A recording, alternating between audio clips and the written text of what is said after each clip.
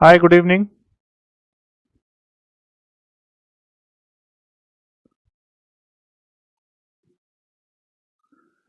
क्या हो रहा है यार तो chat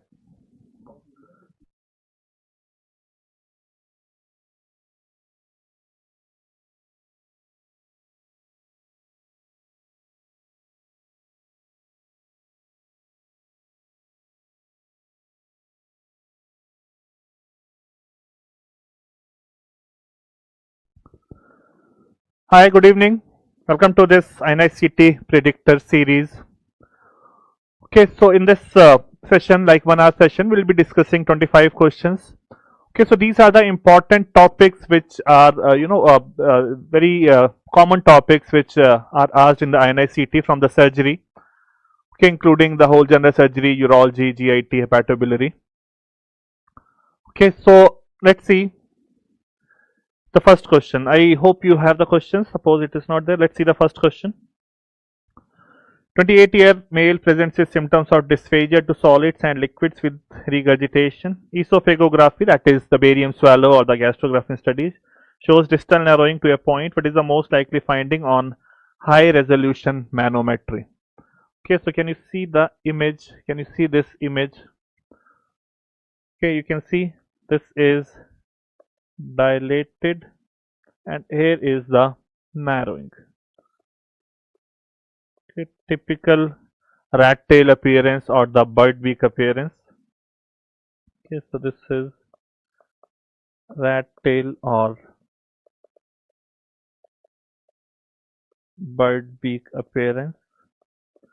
Okay, so that is the same thing. Rat tail and bird beak is the same thing. Okay, for malignancy, you will see irregular filling defect or the apple core appearance. So this is very typical of achalasia cardia. Achalasia cardia. Okay, now let's try to understand. I'm sure you know achalasia cardia. We'll come to the options. First, let's see a very basic thing. This is esophagus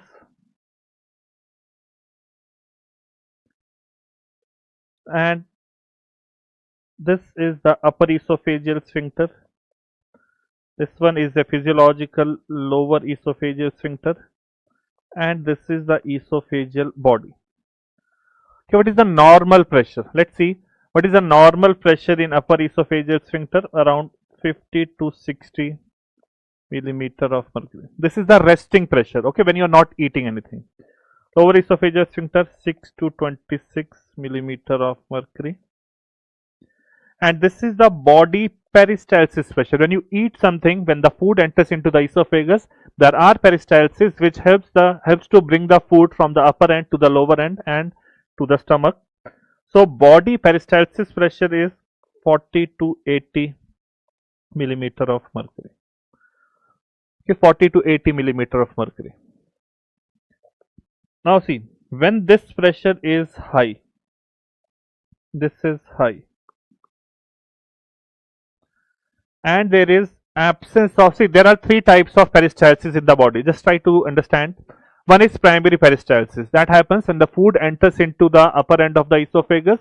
The esophagus, the peristalsis starts and it brings the food from the upper end to the lower end. That is primary. Then there is secondary peristalsis that occurs when there is some reflux or there is some obstruction to clear the esophagus. And then there are tertiary peristalsis, that is because of a non-physiological slow amplitude random contraction, that is tertiary contraction. So if the pressure is high, this is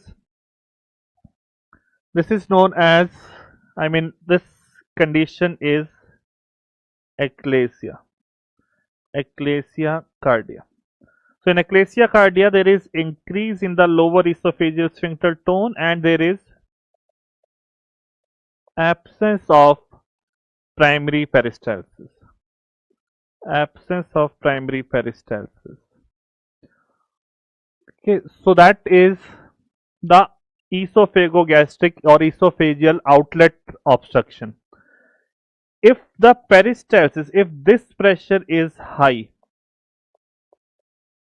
then that you will see in diffuse or distal esophageal spasm or nutcracker esophagus. Okay, so that is because of high body peristalsis. Okay, in cases of this distal esophageal spasm or nutcracker esophagus, the lower esophageal sphincter tone will be normal, but the body peristalsis is high. In eclasia cardia, there is no body peristalsis, but the lower esophageal sphincter tone is high. Okay, so now let's see. I'm sure you know about eclasia. Let's see.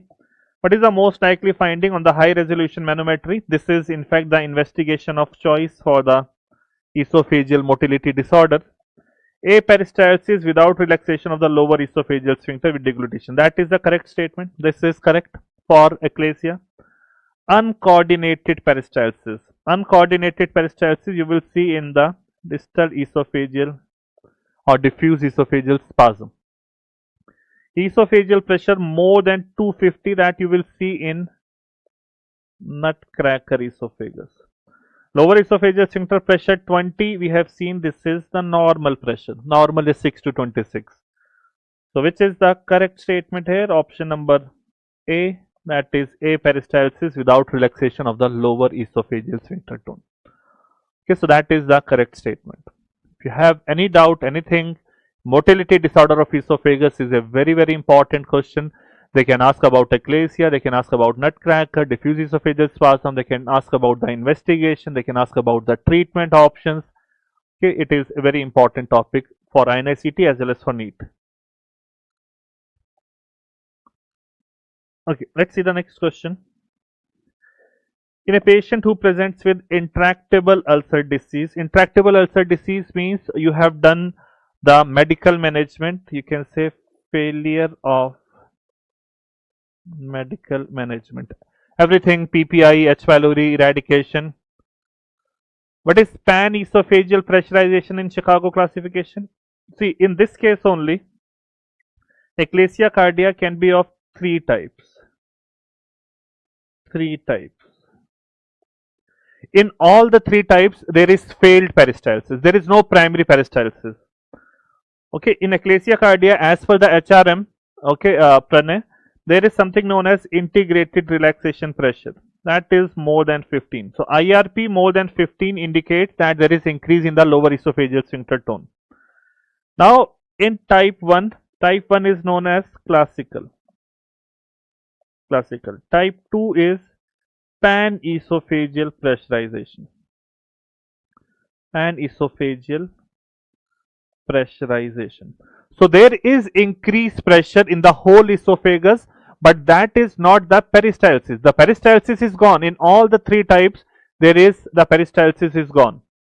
Okay, in all the three types, the peristalsis is gone, but there is in the whole esophagus, the pressure is high. That is the body pressure. Okay, that is non-peristaltic pressure.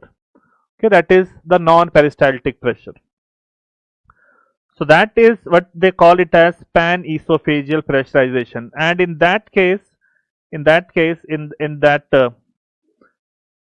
type 2, there is maximum chances of resolution. When you do the surgery, when you do the medical management, the best result comes in type 2.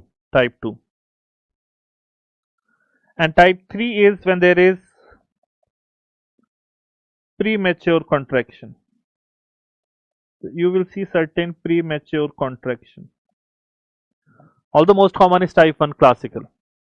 Okay, so Chicago classification based on high resolution manometry, if the pressure is more than 15, it means there is eclasia. If IRP in these cases, in these two cases, the IRP will be less than 15. Integrated relaxation pressure tells about the lower esophageal sphincter tone. If it is less than 15, it means that the tone is, that area relaxing. That area, lower esophageal sphincter, is relaxing when the food is going there. So that you will see in the body type, in the body disorder. Okay, so intractable ulcer disease means there is failure of medical management. Which of the following statement is true? So when there is intractable peptic ulcer disease, the one thing that should come to your mind is that probably it is Zollinger-Ellison syndrome, which is also known as gastrinoma. So Zollinger-Ellison syndrome or gastrinoma is a neuroendocrine tumor of the pancreas which is producing increased gastrin. And a very important question about this gastrinoma is that what is the location? I'm sure recently also there was a question on this about the location. So suppose this is the pancreas, suppose this is the neck and body of pancreas, this is cystic duct, this is second and third part of duodenum, second part, third part. So if you join 3 points, that is the junction of cystic duct and the CBD, the junction of second and third part, and the junction of neck and body of the pancreas, if you join these 3 points, then this is known as gastrinoma triangle or Passaro triangle. Okay, so this is the location where gastrinoma would be easily found. I mean 90% of the gastrinoma will be somewhere here, and the most common among this is the medial wall of the duodenum. So that is, in this triangle, the most common site is the medial wall of the duodenum. Now see, in gastrinoma there is increase in serum gastrin. Now serum gastrin, if you see the normal value, that is less than 150 picogram per ml. Few books write 200, less than 150. If serum gastrin is more than 1000 picogram per ml with gastric pH less than 2, this is confirmatory of Zollinger-Ellison syndrome. More than 1000 picogram with gastric pH less than 2 is confirmatory. Suppose it is less than 150, it is normal. So less than 150, no gastrinoma. More than 1000, there is gastrinoma. What about if the value is between 150 to 1000? So then we call it as equivocal. Equivocal means now we don't know, it may or may not be gastrinoma. So then there are two things we can do. One is secretin stimulation test. Secretin stimulation test means, suppose the arbitrary value, suppose it comes out to be 400. So 400, it is equivocal. Now you give IV secretin, and if the serum gastrin increases by more than 200 picogram per ml from the baseline value, it is gastrinoma. Another thing you can do is calcium stimulation test. Calcium stimulation test, if you give IV calcium and the serum gastrin increases 100%, means twice, then also you can say it is gastrinoma. Among this, secretin stimulation test is having more sensitivity and specificity. Okay, so both the things can be done, but secretin stimulation is the better one.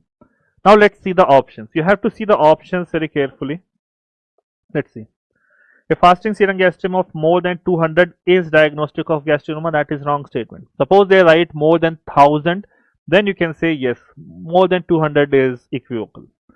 CT scan may demonstrate mass within the tail of pancreas. CT scan may demonstrate mass, but not in the tail. It is mainly towards the head side, that is the gastrinoma triangle. So this is also wrong.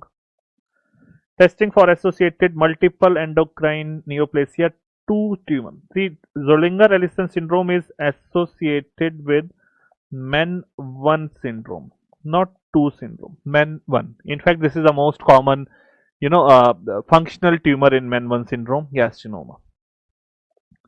The most sensitive and specific diagnostic test for Zollinger is equivocal result is the secretin stimulation test. That is the correct statement. So this is the correct statement in this question. Okay, the question might be difficult. You might find it to be a more difficult thing. You have to see each and every option very carefully. But yes, for the practice, we should go for something which is more challenging. So this is the correct statement. Rest of the statements are wrong. Okay. Next question.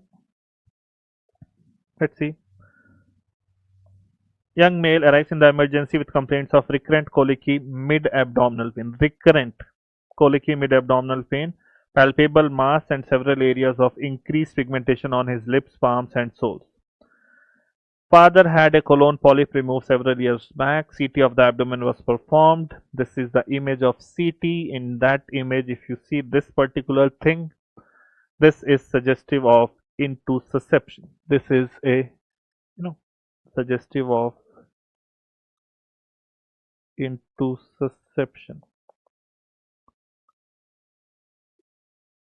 Peutz-Jeghers syndrome is suspected. Okay, so they have given you the diagnosis also. All the things, pigmentation at the lips, palms, everything, and they have given the diagnosis. Which of the following is true of Peutz-Jeghers syndrome? It is a sex-linked recessive familial. It is a autosomal dominant condition. 50% of the offsprings are going to have this. So this statement is wrong. Polyps are more frequently located in the jejunum and ileum. That is correct, but can also be found in the stomach, duodenum, colon, and rectum. This is also correct. So this statement so far seems correct. Okay, Shagufta, yes. Surgical treatment includes resecting all bowel containing polyps. See, these polyps are not malignant. What kind of polyps you will see in this Peutz-Jeghers syndrome? Peutz-Jeghers syndrome, you will see juvenile or hamartomatous polyps.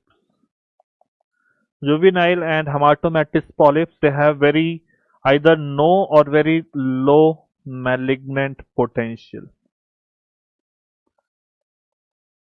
Okay, so they are not pre-malignant. So until unless they are causing any problem like intussusception or maybe obstruction, then in those cases you need to do the resection. Otherwise, there is no need. So now you tell me which type of polyps are precancerous.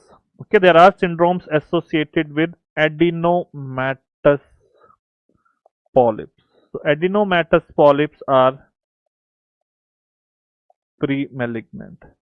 And what are the syndromes associated with this? Familial adenomatous polyposis syndrome and this Lynch syndrome, which is also known as HNPCC. Okay, so in very good, HNPCC and FAP syndrome. So FAP syndrome, there is definitely 100% risk of colorectal cancer if you don't do the surgery. So that's why prophylactic proctocolectomy will do. That Gardner syndrome, Turcot syndrome are the types of like FAP variants. Okay, so looking at this, option number B is the most correct answer. Okay, when the patient is having problem like in these cases intussusception, you can remove that part of bowel where the polyp is there. Okay, although it slightly, the polyp per se that does not increase the risk of malignancy, but Peutz-Jeghers syndrome increases the risk of colorectal cancer, but that risk is not as much as in FAP syndrome or HNPCC. So we can just do the screening colonoscopy in these cases every 5 years. No need to do any prophylactic surgery. FAP syndrome, see, screening colonoscopy. Screening colonoscopy start at 10 to 12 years. At 10 to 12 years you start and do every 1 to 3 yearly till 35 years. After that, if the polyps are not seen, then it is unlikely that there is a FAP syndrome. After 35 years, if the polyps are not seen, then FAP syndrome is less likely. But yes, after that you can increase maybe 3 to 5 yearly till 50 years. Lynch syndrome, the screening colonoscopy started at 20 to 25 years you start, and then you go every maybe 3 yearly till 35 to 40 years. After that 1 to 2 yearly. Okay, so what you are trying to see in Lynch syndrome is you are not trying to find out the polyps, you are trying to find out the cancer, and if cancer develops you do the surgery as per the cancer. But in FAP syndrome you are trying to look for the polyps. The moment polyp arises means the patient is having FAP syndrome, and now if because FAP syndrome there is 100% risk that there will be a malignancy. So that's why you don't wait for the malignancy to develop. You go for a prophylactic proctocolectomy and ileal pouch anal anastomosis. Okay, so that's why in FAP syndrome you are not waiting for the cancer to develop. In HNPCC you are doing the screening to look for the cancer, and if cancer develops you will do the surgery. Amsterdam criteria is for HNPCC. That is for HNPCC. Okay, so the answer here is, like I said, option number B. Yes. Next question, let's see. 85-year female, severe abdominal pain and distension, tachycardia, decreased urine, acidosis. Abdominal X-ray shows pneumobilia. You need to see, this is the air in the biliary tree. Little bit you can maybe not very nicely seen. Distended bowel loops and a radiopaque shadow in the right lower abdomen. This arrow is showing dilated bowel loops is seen. So what is your diagnosis based on these three things? Pneumobilia, dilated bowel loop, and the stone in the intestine. This is what is the diagnosis, and what is this triad known as?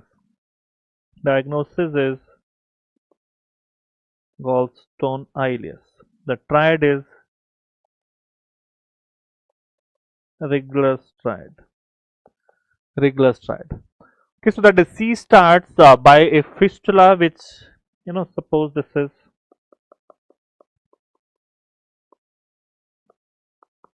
is how the duodenum goes, and then suppose this is the terminal part of the ileum.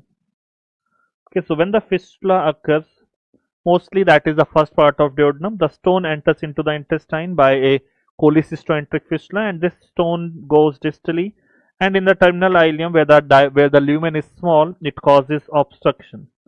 So it is a type of mechanical obstruction. Don't go by the word ileus. Okay, ileus seems as if there is a loss of peristalsis. It is a mechanical obstruction. That ileus is a misnomer here. Okay, so because of that you will see these things. So these patients usually land up in the emergency. So what you will do is, you will do the surgery. In the treatment, you will do the surgery, you will do the laparotomy. This area where there is obstruction, you have to milk this stone proximal to that area, because this area where there is obstruction, there might be decreased blood supply in this area. So if you open the bowel to take out the stone, and when you close the bowel at that area, because of the decreased blood supply, there will be leak, there can be gangrene. So that's why this area is diseased. You don't want to make an incision on the diseased bowel. You milk it proximally, do a enterotomy, and remove the stone. Now, because the patient has come in, see, patient is in shock. She is having acidosis. She is having oliguria. So a patient who is in shock cannot sustain a long duration anesthesia. So it's better that you do only this much in the first surgery. In the second stage, when the patient comes out from this shock, you can deal with this part. You can deal with you can take the you can remove the gallbladder, and you can do the repair in the duodenum. Okay, so in second stage, you can say cholecystectomy and repair of duodenum. So that is done in the second stage. Remember one more thing, sometimes when the stone is very big, it comes here, it causes gastric outlet obstruction. So gastric outlet obstruction caused by a gallstone is known as Bouveret syndrome. Okay, so that is also important MCQ, Bouveret syndrome. Okay, so let's see the options now. Resection of the mass not required. Milking the mass distally past the obstruction. You don't try to push it distally. Distally there is ileocecal wall. If you try to forcefully go there, it might cause perforation. Cholecystectomy, enterotomy, removal of the mass, that is going to take time. The patient who is elderly, tachycardia, oliguria, acidosis, she does not have that much time. Enterotomy and removal of the mass seems the most appropriate answer in this question. Treatment same for Bouveret syndrome. Because you don't have to do in Bouveret syndrome, when the generally patient comes with gastric outlet obstruction feature. So what is gastric outlet obstruction? Every time the patient is eating, there will be vomiting. There will be no bowel distension and all.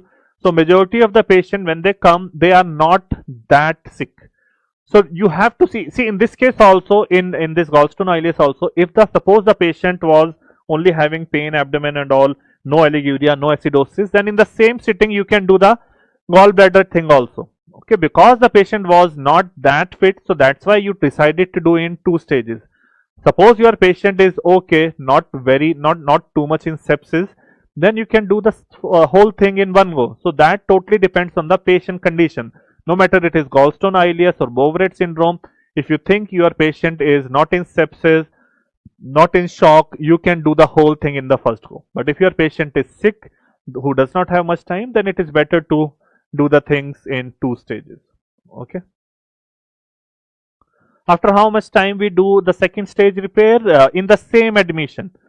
Same admission means suppose you do the surgery, now the patient is in recovery. After the patient recovered, patient is hemodynamically stable, you can do the surgery in the same admission. You don't have to discharge the patient and call the patient later. In the same admission, probably in the 5-6 days, patient will be back to the normal physiology, and then you can do the surgery. Okay, in the same admission. So the answer is D. 21-year female, persistent bloody diarrhea, abdominal cramps, fever, stool are negative for infectious diarrhea. Colonoscopy reveals friable mucosa in a continuous manner from rectum to the sigmoid. No granulomas are found. Which of the following statement is true regarding the most likely diagnosis? So these are like shallow ulcer, superficial ulcer involving maybe mucosa, submucosa, and from rectum to the sigmoid colon, no granulomas. What do you think is the diagnosis? Patient is young, 21 years. What is the diagnosis? Okay, what is the diagnosis? Yes, very good. This is ulcerative colitis. Ulcerative colitis. Granulomas, skip areas, that goes in favor of Crohn's disease. So let's see the options straight away. Pseudopolyps and cobblestoning are common colonoscopic findings. The pseudopolyps can be seen in ulcerative colitis, but cobblestone is typical of Crohn's disease. Cobblestoning is seen when there is, see, in the Crohn's disease, initially there are aphthous ulcer that becomes linear deep-seated ulcers. So these kind of ulcers, and in between there is the normal mucosa, so that gives the appearance of cobblestoning. Okay, so cobblestoning is a feature of Crohn's.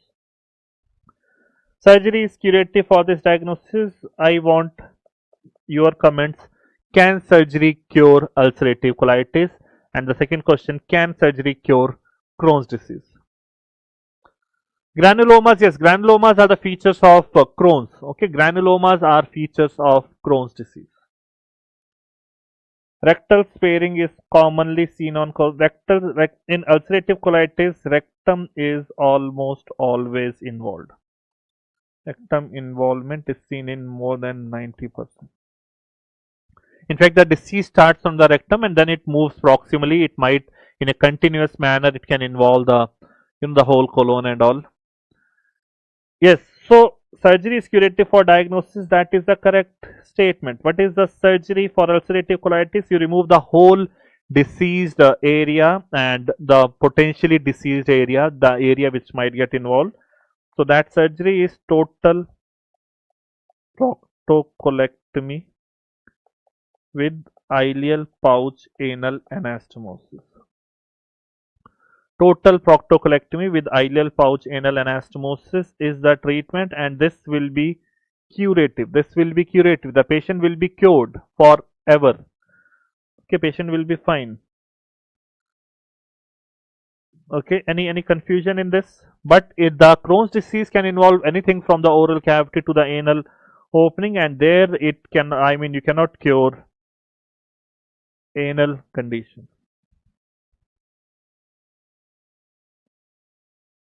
Okay, so that's why in that case you just remove that part. In Crohn's disease you remove only the disease part, and that too limited resection if at all required because of obstruction or because of fistula, then only that thing you remove. Only that thing you remove. Perianal fistulas are commonly, perianal fistulas can be seen in 30% of the cases in Crohn's disease. Okay, so option number B is the correct statement. Indication for surgery in ulcerative colitis. First of all, indication is if there is any malignancy or there is something known as dysplasia associated lesion or mass, DALM. Okay, so indication for surgery First of all, dysplasia associated lesion or mass, any malignancy, complications like massive bleeding, toxic megacolon, then failure of medical management, or if there is complication of medical management. Like many times the patients are steroid dependent. Okay, that if you are giving steroid, they are okay. If you stop the steroid, they have the problem. So in those steroid dependency cases, when there is complications because of steroid, then it is always better to go for surgery. Okay, so this is option number B is correct. In this case, option number B is correct. Which of the following is not a principle of enhanced recovery after surgery in colorectal surgery? See, ERAS protocol was initially it was developed for colorectal surgeries only. Later on in all the surgeries they have utilized this, but initially it was programmed for this thing only, colorectal surgery. There are things you can do in the pre-op period like counseling, patient counseling, education. You tell the patient what problem they have, what you are going to do, what are the alternative options. Okay, no prolonged fasting. Okay, prolonged fasting is not required, and pre-op, carbohydrate rich diet. You don't want to maintain very strict normoglycemia. Patient should be a little bit more towards the your the blood sugar level towards a bit higher side. Then post-operative nausea, vomiting prophylaxis that you give to all the patient usually. Bowel preparation. Now see, bowel preparation for the, remember, for the GI surgeries, only the left-sided colon and rectum surgeries, they need bowel preparation, mechanical bowel preparation. You can give PEG, that is polyethylene glycol, and you give enema because that left-sided colon and rectum is having fecal matter. Rest of the, the stomach, the small intestine, the right-sided colon, the transverse colon surgeries, they don't need any bowel preparation. Then certain things intra-op. Okay, optimal fluid management. Don't give too much of fluid. Try to give anesthesia short acting anesthetic drug. Don't give long acting anesthetic drugs. Then opioid sparing analgesia, non-opioid analgesia. If possible, minimal invasive surgery. Avoid drain catheter. Maintain normal temperature. You don't need a hypothermia, which is given in this question. Then venous thromboembolism and antibiotic prophylaxis. Okay, venous thromboembolism prophylaxis you can start in the pre-op period only, and then post-op early oral feed. Okay, early ambulation. Again, fluid management. Don't give too much of fluid. Analgesia, here also non-opioid analgesia. And prevention of post-op nausea, vomiting prevention. So these are few things which are there for enhanced recovery after surgery. So if you see the options, multimodal analgesia, that is correct patient controlled analgesia, minimizing peri-op starvation, early post-op ambulation, hypothermia is going against. You have to maintain normothermia throughout the surgery. Okay. Let's see. Next question. 28-year female incidentally found to have a 3.5 centimeter hypervascular lesion with a central scar in the right lobe of her liver. this lesion. Central scar, incidental. Otherwise healthy, takes no medication, liver enzymes, alpha fetoprotein, all normal. Which of the following is most appropriate management? First, you tell me what is the diagnosis in this case? What is the diagnosis? What is the problem she is having? What is the diagnosis? Jaundice, bilirubin elevation. In this case, there is no jaundice, no bilirubin elevation, nothing. See, she is healthy. This is incidental. The diagnosis is incidental, means she does not have any complaint. This is an incidental finding. Central scar. Okay, this is. Is there any specific timing to start early oral feed? See, there is no fixed timeline. It is as early as the patient is able to, take. Okay, previously I remember people used to ask every time that, okay, have you passed stools, have you passed flatus, and then they start early. They try to return the bowel activity up to the colon. But these days, if the patient is able to tolerate, if the patient is conscious enough, then you can start. Okay, and that depends on type of surgery also. Many people, when you do anastomosis, they try to wait for longer period, but that does not make any difference here. Okay, so this patient is having focal nodular hyperplasia. Focal nodular hyperplasia, no medication, healthy, everything is fine, liver enzyme, alpha fetoprotein. Focal nodular hyperplasia. Okay, so focal nodular hyperplasia, there are three tumors in the liver: FNH, hemangioma, and hepatic adenoma. Hepatic adenoma. Okay, FNH, in these two cases there is no risk of cancer. Here, increased risk of cancer. Okay, and in both these cases, see, there are typical findings. In FNH, you will see a central scar. In hemangioma, you will see early peripheral enhancement with the centripetal filling. Okay, observation. If the patient is asymptomatic, observation in hepatic adenoma, males, surgery for all. No matter what is the size, whether they are symptomatic or asymptomatic. Females, symptomatic surgery. Asymptomatic and more than 5 centimeter also surgery. Did the change come about that short acting anesthesia, sir, for the oral feed?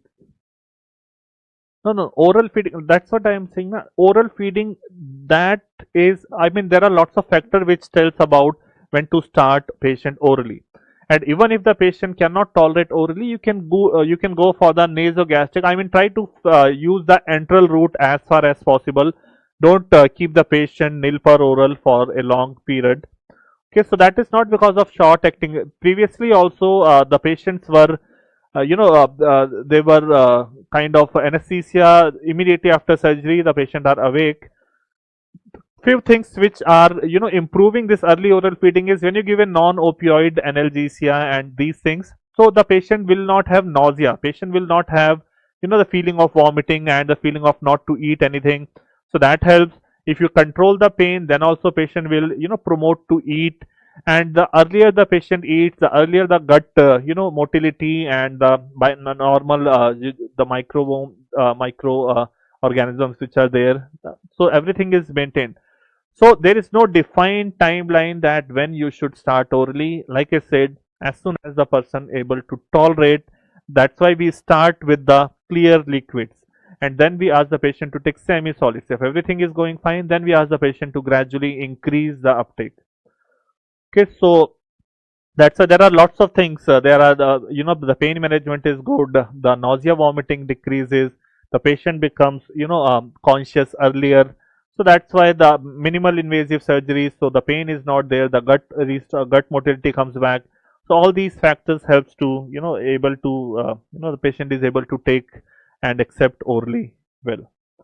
So no need of liver resection, no need of biopsy. Observation is good enough. Hepatic artery embolization is also not required. So this is typical FNH. Okay, surgeon encounters difficulty during elective lap cholecystectomy in a female, converts to open. The 4 mm common hepatic duct has been transected within 1 centimeter below the bifurcation. Most appropriate. Okay, so there is a bile duct injury. Bile duct injury intraoperatively. Remember the classification Strasbourg classification. There is one more bile duct injury plus vascular injury, that is known as Hanover classification. That was also asked in INICET, although they did not ask detail, they just wanted the name. FNH from the fibrolamellar HCC. See, fibrolamellar HCC mostly occurs in the left lobe. Okay, FNH, majority of the liver is on the right side. Second thing, although the age group is almost in the fibrolamellar carcinoma, the age group is around 25, something around 25 or younger. FNH slightly more, maybe 30 to 50 years you will see FNH. Second thing, in the fibrolamellar type, fibrolamellar is also a malignancy. Okay, so there will be symptoms. FNH FNH is usually asymptomatic. Fibrolamellar will have symptoms. Okay, and other things you can, I mean, based on the imaging, there is something known as colloid sulfur scan. Because FNH is found by the Kupffer cells, so that will take the uptake of colloid sulfur. Fibrolamellar cancer will not take the colloid sulfur. Okay, so based on imaging also, colloid sulfur will help you to differentiate. So bile duct injury, if it is like when we talk about the main duct, if it is less than 50% and not by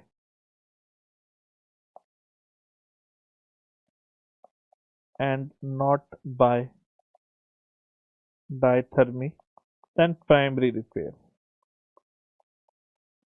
over T-tube. If it is more than 50% or by diathermy, then resection. Like in this case, it was completely gone. So now when you do the resection, it will appear something like this, Now if this gap is less than 1 centimeter and not near hilum, then you can do end-to-end repair.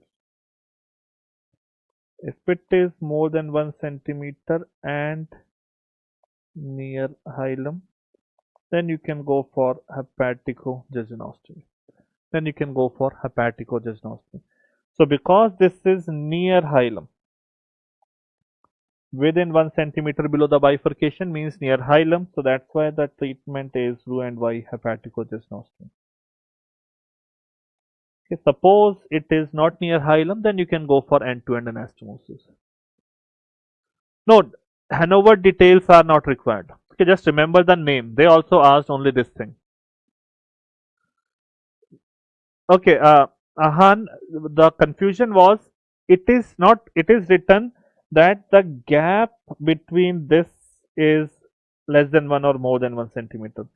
What they had mentioned is it is within 1 centimeter below the bifurcation, means it is very close to the hilum. It is close to the hilum, that's why we are doing a hepaticojejunostomy. If the gap between the two is less than 1 centimeter, I mean they are very close to each other, because you don't do mobilization of the CBD. The more you do mobilization, there are chances that the blood supply to that part of the CBD gets disturbed, and even if you do the anastomosis, there are very high chances of stricture formation there in the future. So that's why you try not to do too much of mobilization of the CBD in order to protect its vascularity. So the answer is C. Okay, now we'll go a bit quickly. Emergency ultrasound shows normal appearing gallbladder without stones but a diffusely dilated CBD. This is the CBD. This pancreatic duct appears normal.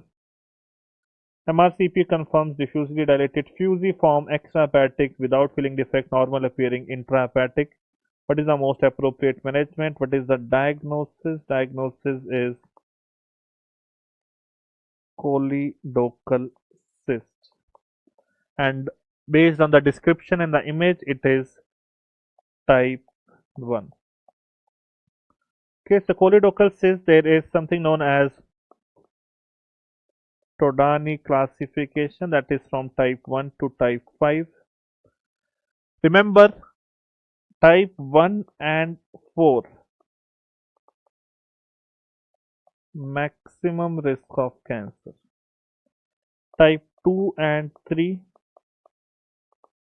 minimum or almost no risk of cancer.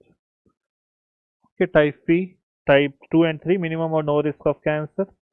So even if the patient does not have any symptom, you still need to go for surgery in these cases, because type 1, if you leave, there are maximum chances of converting into either the bile duct cancer or the gallbladder cancer. These two cancers are very common.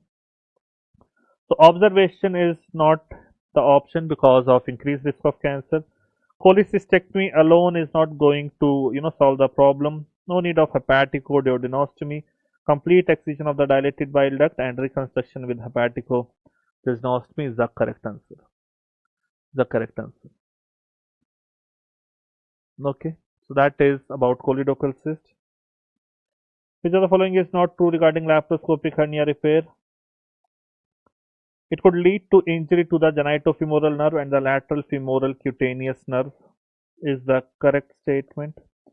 Transabdominal preperitoneal TEP are the commonly used approach. Fixation device should not be placed below the iliopubic tract. That is also true. Local anesthesia with sedation is the most common form of anesthesia. Laparoscopic hernia repair is always done under general anesthesia because you have to inflate the abdomen, you have to put gas, you need patient completely relaxed. You cannot do a laparoscopic hernia repair under local anesthesia.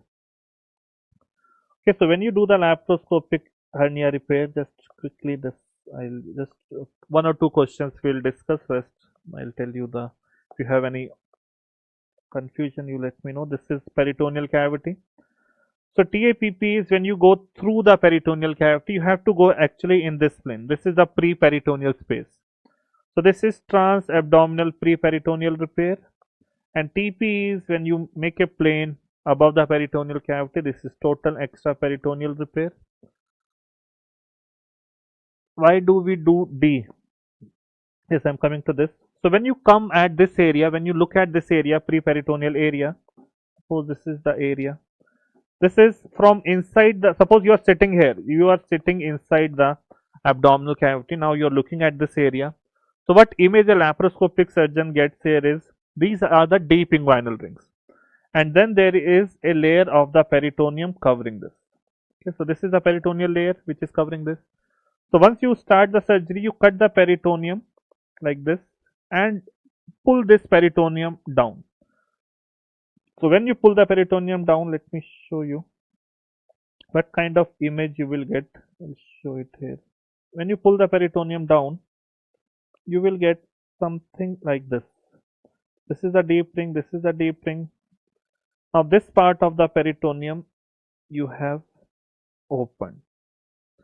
Rest everywhere the peritoneum is there. Rest everywhere the peritoneum is there. So now you have entered in the preperitoneal space. So when you enter in the preperitoneal space, you will see that from one side the vas is coming, and from this side the gonadal vessel is coming. And this is the peritoneum. This is nothing but the peritoneum. This is peritoneum. So now you will see a triangle which is known as, what is this triangle? Triangle of, what is this triangle? Triangle of doom. You call it as triangle of doom because here the external iliac vessels are going. So this is the doom triangle. External iliac vessels are going. Now the part, I am sure you know what is inguinal ligament. The area behind the inguinal ligament, in electros cautery during lap hernia damage to which area? Avoid triangle of doom or pain asked in today's telegram quiz. When you do, first of all, when you do a laparoscopic hernia repair, electrocautery is not at all used. We do blunt dissection. You are using electrocautery, you are using whatever thing, you don't have to go in these two areas. What are the two areas? The area behind the inguinal ligament, this is known as iliopubic tract. Iliopubic tract. Okay, so now can you see there is one more triangle? Where in this triangle, this is known as triangle of pain. This is known as triangle of pain. Okay, so in this triangle of pain, can you see triangle of pain? There are nerves going. There are nerves going in this triangle. Okay, the femoral nerve, femoral branch of genitofemoral nerve, lateral cutaneous nerve of thigh, anterior cutaneous nerve of thigh. So these nerves are going. So when you come to this area, now in this laparoscopic surgery also you have to put a mesh. So when you put a mesh will fall back into the abdominal cavity. Okay, just imagine you are putting a mesh here, so it will fall back. Now in order to keep the mesh at its place, you use small fixation device which are known as tacker. So tackers, see tackers you can place in all these areas. Let me show you, like suppose, okay, you can place tacker here, but not in these two triangles, because if you put the tacker in triangle of doom, it will cause bleeding. If you put tacker in pain, it will go on a nerve and it will cause pain. So that's why, can you see, your fixation line is above the iliopubic tract. You are not coming below it, because below are these two triangles which can lead to, pain and severe bleeding during the surgery. So that is the reason option number A is the incorrect statement. Okay. 32-year man arrives at the emergency with an exquisitely painful and woody feeling penile erection of 18 hours duration. Which of the following is not a therapeutic option? So this is basically priapism. Painful persistent erection of penis for more than 4 hours.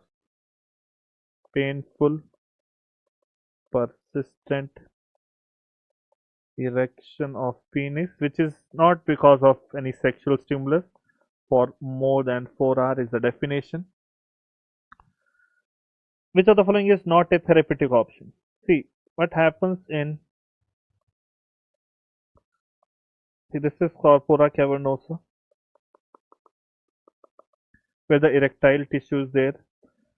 So the dangerous type is the venous type, where there is the obstruction to the venous outflow from the corpora cavernosa. Okay, I am talking about the venous type, which is the dangerous type.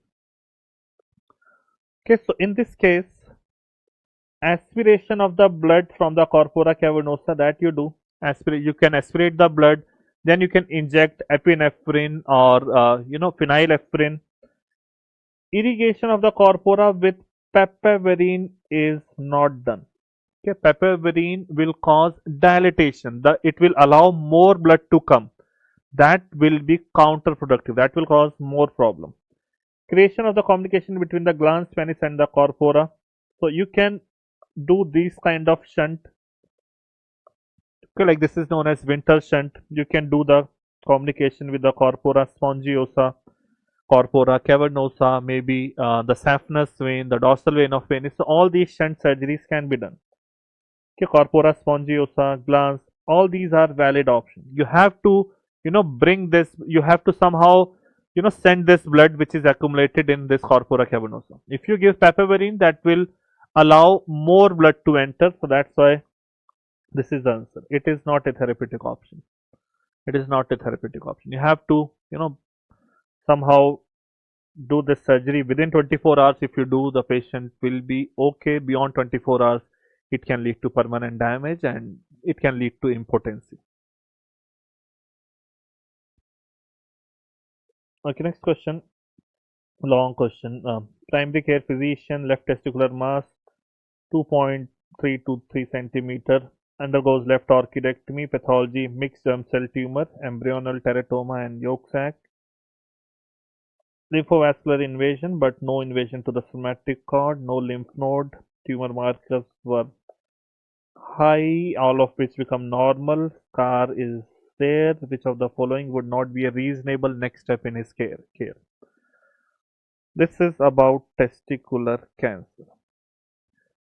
Most common is germ cell cancer. In germ cell cancer, there is seminoma and then non-seminomatous germ cell tumor.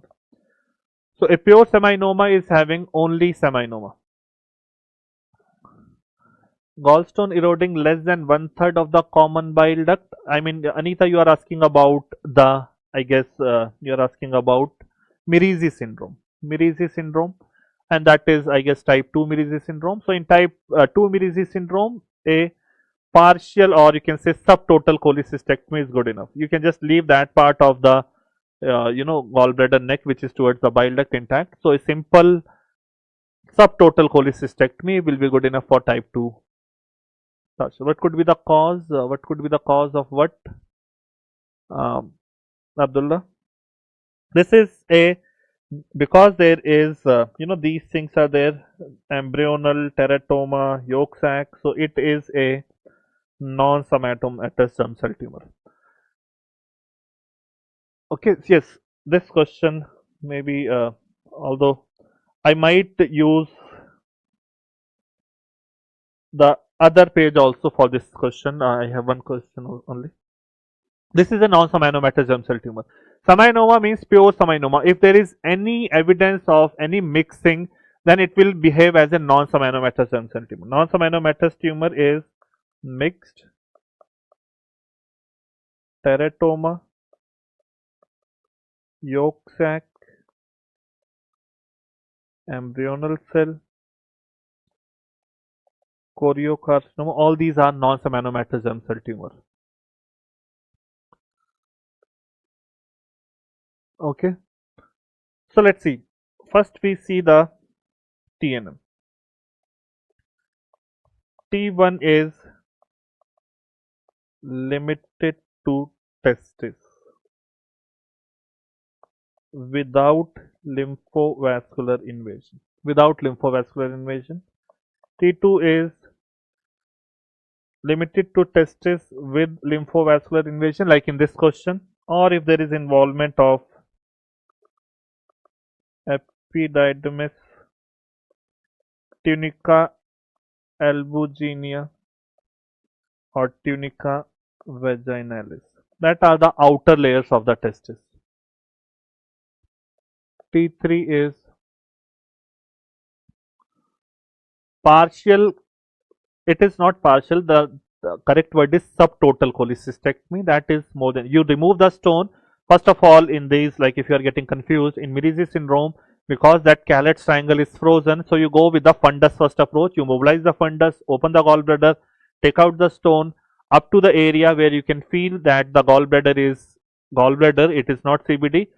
You remove gallbladder, just close the stump. That is what you do in type 1 and type 2 Mirizi. Type 3 and 4, you might have to go for the bile duct resection and hepatococcygeostomy.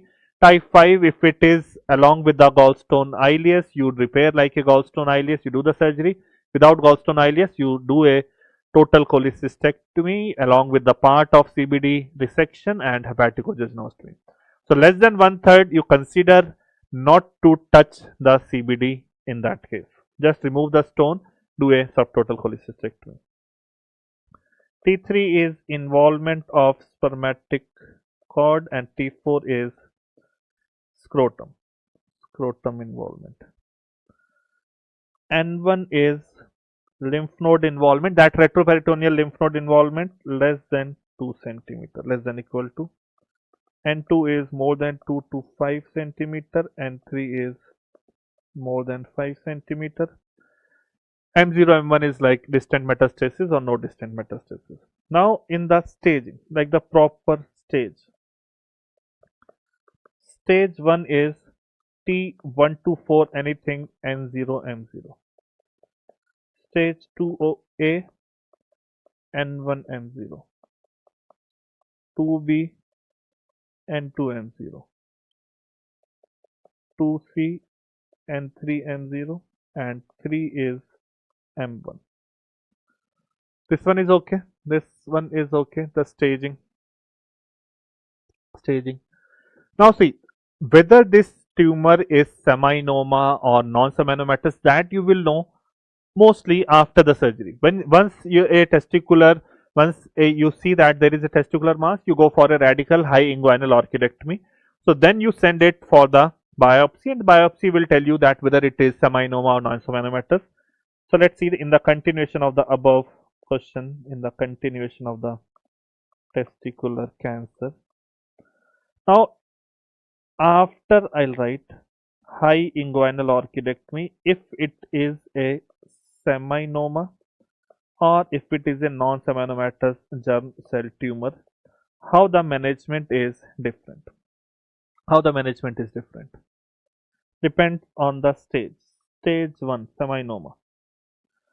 Either you don't do anything, surveillance, observation, or you can give radiotherapy or a single dose carboplatin. These are the options. You can go for any of this, but yes, in your exam they want this, that you don't do anything. If it is 2A and 2B, either radiotherapy or chemo. Chemo is BEP3, that is bleomycin etoposide and platinum 3. This is the preferred thing. And 2C and 3 chemo, that is BEP3. 3 cycles of BEP. There is 1 or 2 other regimens also.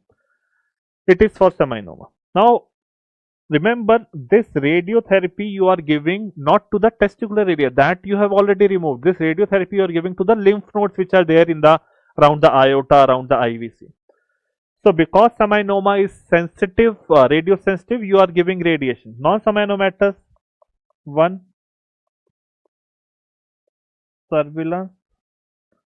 Now radiotherapy you cannot do, so you can go for retroperitoneal lymph node dissection, or maybe a single cycle of BEP1. Again, preferred one is this. In 2A and 2B, retroperitoneal lymph node dissection is the preferred treatment, or you can go for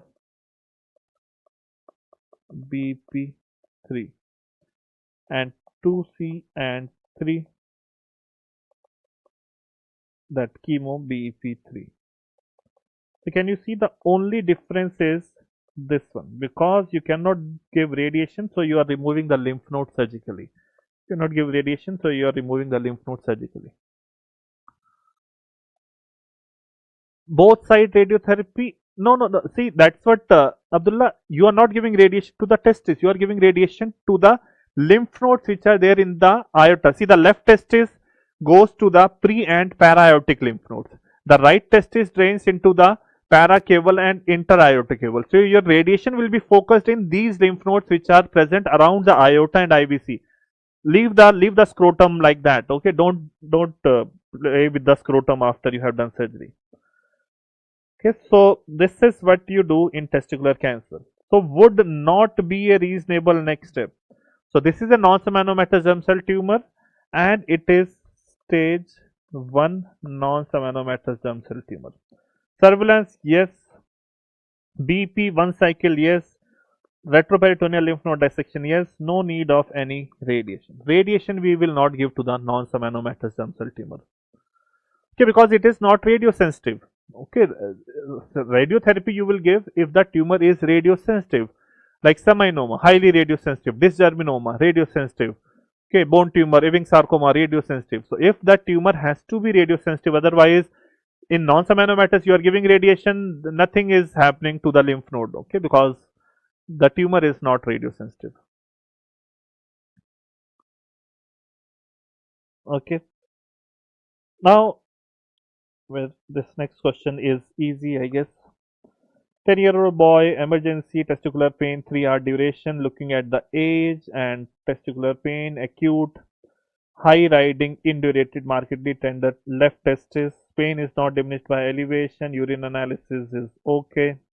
So this is a torsion of testis patient. This is okay, torsion of testis.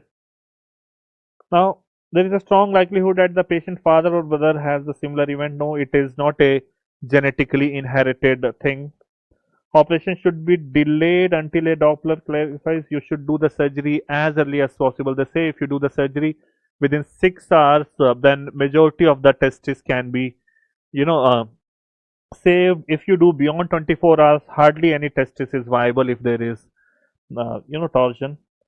Majority of testes that have undergone torsion can be salvaged if the surgery is performed within 24 hours, within 6 hours. Majority of testes within 6 hours. 24 hours may only 10 to 20% of the testes might be, salvageable. Majority of testes will be gone. Torsion is found both testes should undergo orchidopexy. That is the correct statement. Whatever problem, the anatomical thing, high riding, transverse lie of the testis, bell clapper deformity, increased gap between testis and epididymis. If that is on one side, that will be also there on the other side. So if you don't fix the other side, maybe after few days that will also rotate. So D is the correct answer. Investigation of choice for testicular tumor. Yes, see, 99.9% of a solid testicular mass is cancer. So if the patient is having a solid mass, if it is not hydrocele, it will be a cancer only. So that's why you go for a high inguinal orchidectomy. Don't put a needle through the scrotum. Don't give an incision on the scrotum because scrotum has a different lymphatic drainage. If you go through there and suppose it is cancer, then the cancer will find another lymph node areas to go, that is in the inguinal area, and that is a very dangerous thing to do. So push the testis into the inguinal canal, take it out. So that is the investigation, that is the surgery also. Okay. 35-year female, third trimester, brought to the emergency unresponsive with hypotension, anemia, and found to have a retroperitoneal hemorrhage. She had a CT scan which was taken 15 months back when she was obviously not pregnant. What is the most likely diagnosis? See the CT scan and see the scenario, and if any one of you can tell me the diagnosis, it will be really good. Looking at the left kidney, it appears normal, it is okay. See the right kidney, and from the lower pole there is a tumor arising which is almost black. The Hounsfield unit is mostly in the minus. So basically a tumor which contains mainly fat. There is some other areas also. So this is, yes, angiomyolipoma. Angiomyolipoma, which is associated at times with tuberous sclerosis, and because the name suggests blood vessel, muscle and fat. Blood vessel, muscle and fat, angiomyolipoma. And there is increased risk of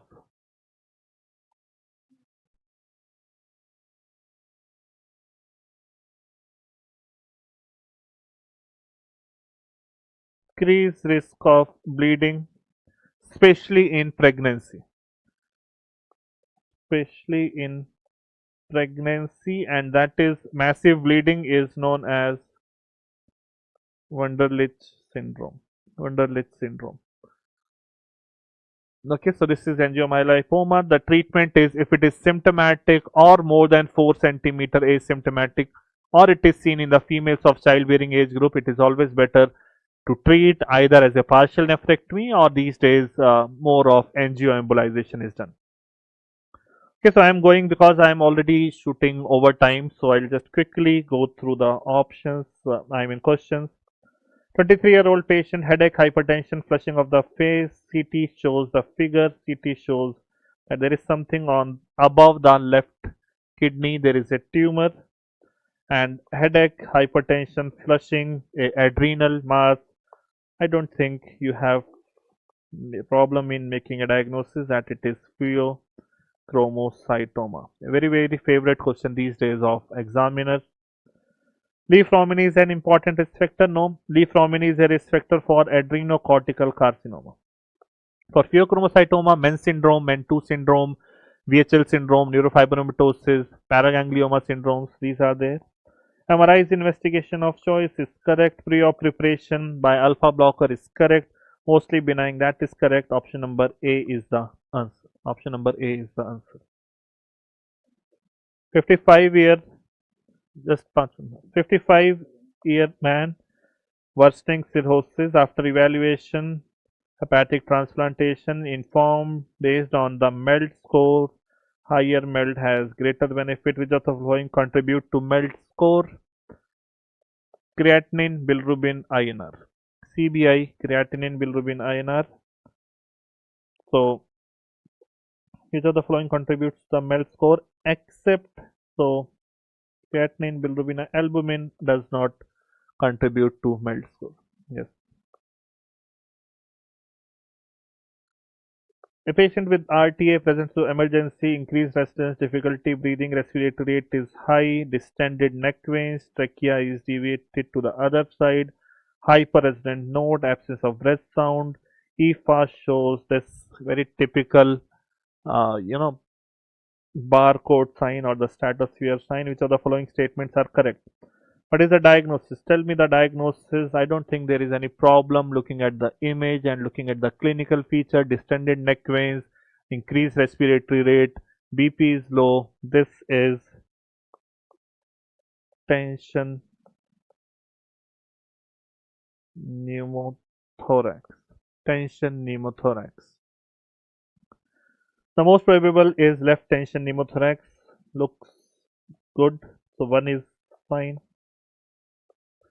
Immediate chest decompression using in the fifth intercostal phase should be done. Looks correct to me. Immediate chest X-ray should be done to confirm the clinical diagnosis. X-ray in these cases is going to, cost the life. Definitely chest tube insertion should be done. That is also correct. So 1, 2, and 4. Option number D. All of you are saying option number D only. That is correct. That is correct. Don't go for X-ray in a tension pneumothorax, which is a clinical diagnosis. Okay, again, emergency, road traffic accident, GCS is poor, CT scan. This is again a important question these days. You can see the right sylvian fissure, basal cistern, there is blood, no evidence of skull fracture. This is subarachnoid hemorrhage. EDH, you will see a biconvex density. SDH, you will see a concavo-convex hyperdensity. This is subarachnoid hemorrhage. Yes. Which of the following should be present now to define septic shock according to sepsis 3 guideline? See, previously the septic shock, they used to say that if there is SIRS with hypotension, then it is septic shock. Now the definition of septic shock says that if there is patient of sepsis with inotropic support to maintain a mean arterial pressure more than 65 millimeter of mercury and serum lactate more than 2 millimole per liter despite fluid resuscitation. So this is the new definition of septic shock. And new definition of sepsis is life-threatening organ dysfunction due to dysregulated immune response to infection. So these are the new definitions of sepsis and septic shock. There is nothing like severe sepsis in the new definition. So what is there in this new definition? Tachypnea, tachycardia is not there, serum lactate and vasopressor support. Tachypnea, tachycardia was there in SIRS. Okay, so 3 and 4. Option number C is correct. Option number C is correct. 30-year-old patient after a right superficial parotidiectomy, outpatient complaining of flushing and sweating of the right side, starts iodine test, following thing is seen. So this is Frey's syndrome and misdirected. Which nerve is responsible? Very, very common question. Investigation of choice, yes, that is for plasma metanephrine or urinary metanephrines for making a diagnosis, but for localization, that whether it is in adrenal or extra-adrenal, that is different. Okay, just after the and at the end, just let me know. I'll tell you about this pheochromocytoma. That is the last thing I'll be dealing. Investigation in a pheochromocytoma. 36-year female, palpable upper outer quadrant mass, no lymphadenopathy nor any skin changes. 2 centimeter breast ultrasound, infiltrating ductal cancer, ER/PR positive, HER2 negative, local therapy, breast conservation. Which would be a contraindication to breast conservation therapy? Just tell me the answer. We will not discuss. We have discussed so many times what are the contraindication. Patient is 35 weeks pregnant, third trimester. Can we do or we cannot do breast conservation? Yes, we can do breast conservation therapy. It is possible. Previous radiation for the diagnosis of cervical cancer. Previous radiation in the same area is a contraindication. For cervical cancer, radiation must be given in the lower abdomen. So yes, we can do. Family history of breast cancer in the maternal grandmother, not a contraindication. Suppose patient is having BRCA1, 2 or P53 positive mutation, then that would have been a contraindication. Inability to obtain negative margin is, yes, a contraindication. So option number D is correct. Yes, yes, D is the contraindication if you are not able to obtain a negative margin. Next question, diabetic patient, and you can see the image, perineal pain. Which of the following is true? This is fournier gangrene. Anti-gas gangrene is indicated for all cases. Anti-gas gangrene is not given indication for Fournier's gangrene. That is given for gas gangrene patient when there is a proven infection by Clostridium and there is gas under the tissue. In Fournier's, gas is not necessarily seen. Urinary diversion is not required. Okay, you can just put a Foley's catheter like it is placed here. No need to do diversion. Diversion means you are, making, ureter is anastomosed to some other thing. Bilateral orchidectomy, testes are spared. Okay, it is the scrotum which is gone, testis remains okay. Mixed aerobic and anaerobic infection is common. The most common infection is although E. coli, but usually it is, people also call it as synergistic gangrene and all. So there is this option number D is correct. This is Fournier's. Polymicrobial. Massive blood transfusion may cause all except hyperkalemia, yes. Metabolic acidosis, metabolic alkalosis, both can be seen, yes. Hypomagnesemia, yes, but hypercalcemia does not. Hypercalcemia is the answer. There will be hypocalcemia because of the chelating agent present in the storage stored blood. It can lead to hypocalcemia, not hyper. Correct statement regarding the difference between split skin graft and the full thickness graft. See, there is something known as primary contraction, there is something known as secondary contraction. Primary contraction is directly proportional to amount of elastin and secondary contraction is inversely proportional to amount of dermis in the graft. Both elastin and dermis is more in full thickness graft. Okay, so primary contraction will be more in full thickness and secondary contraction will be less in full thickness. And secondary contraction is more important. Secondary contraction which happens at the recipient site. Primary contraction is the moment you take the graft contracts a little bit, that is primary. Okay, so now see, secondary is more with full thickness, wrong. Primary is more with full thickness, that is correct. Secondary is more with partial thickness, that is correct. Primary is, so option number 2 and option number B is correct. B is the correct. Yes, all of you are correct. Asked, young female with history of renal calculi, bone pain, abdominal cramp, psychosis, serum calcium and PTH was raised. Best investigation for a definitive diagnosis. PTH they have already done. This is hyperparathyroidism. Now you want to localize where it is, and for that, sestamib, technetium 99 sestamethyl isobutyl isonitrile scan is the investigation of choice. Okay, so that is the investigation. Now just quickly let me tell you about pheochromocytoma. First of all, you need to know the diagnosis. Biochemical, you can go for either plasma or urine. Catecholamines or metanephrine. Now metanephrine is more sensitive. Metanephrine or VMA, it is more sensitive. Among plasma and urine, in the high risk cases, like the patient is having syndrome or family history or personal history, you go for plasma. Otherwise, rest you go for urine. Okay, so after biochemical, now the localization. The first investigation is CT. If not localized, then only MRI. And if not localized, then MIBG. And remember, not localized. Not localized.